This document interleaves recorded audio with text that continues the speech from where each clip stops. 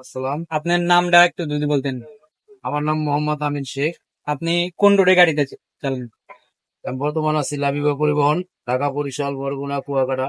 আচ্ছা, আপনার হচ্ছে ড্রাইভারি জীবন 2000 কত সাল থেকে? আমার হেল্পারি জীবন অনেক আগে, কিন্তু ড্রাইভারি জীবনটা হলো 2008 থেকে। আপনি শুরুতে হেল্পার ছিলেন, তারপরে ড্রাইভার। হ্যাঁ, আর এই আপনার ড্রাইভারি জীবন কত কত বছর চলতেছে? আপনার 2008 থেকে শুরু। 2008 থেকে, তার মানে তো অনেক দিন হইলো। 16 বছর। 16 বছর। জি, 16 তো বছর। এই 16 বছরে আপনি কি শুরু থেকে লাবিবাতে ছিলেন নাকি শুরুতে কোন গাড়িতে ছিলেন? না, আমি ওয়েলকাম এক্সপ্রেস চালাইছি, তারপর সেবা গ্রিন লাইন চালাইছি।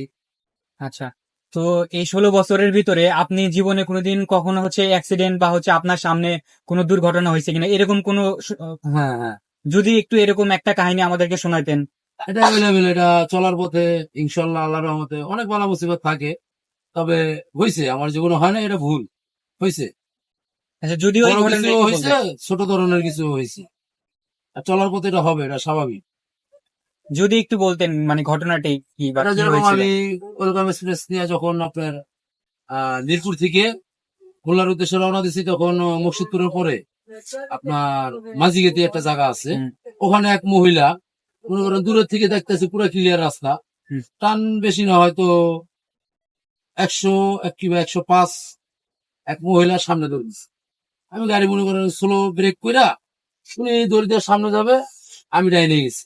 আবার ওই মহিলা ব্যাগে আসছে। ব্যাগে আসার পরে যখন আবার আমি গাড়ি ব্রেক করে বাউলে দিছি, উনি ডাইরেক্ট মনে করেন আমার গাড়ির সামনে।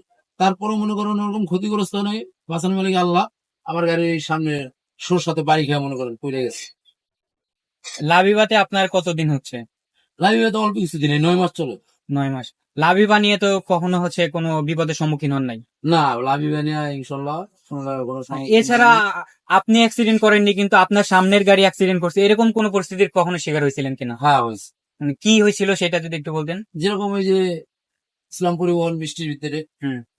মনে করেন কত রোজার ভিতরেই মনে করেন আমার ওভারটেক করার জন্য অনেক তাড়াহুড়া, কিন্তু বৃষ্টির ভিতরে চিলিং গাড়ি, রাস্তা ভিজা থাকে, গাছের পাতা থাকে, একটু সতর্কবাণী আর ওইভাবেই চলতে হয়।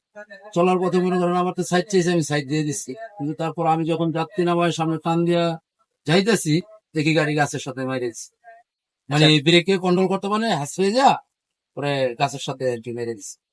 বাংলাদেশের প্রেক্ষিতে মানে বলা হয় আর কি যে হচ্ছে হিনের উপরে আসলে কোনো গাড়ি নাই।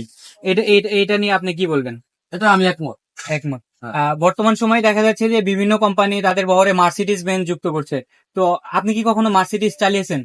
আমি মার্সিডিজ বেঞ্চ চালাই নাই, তবে এমনি সিনে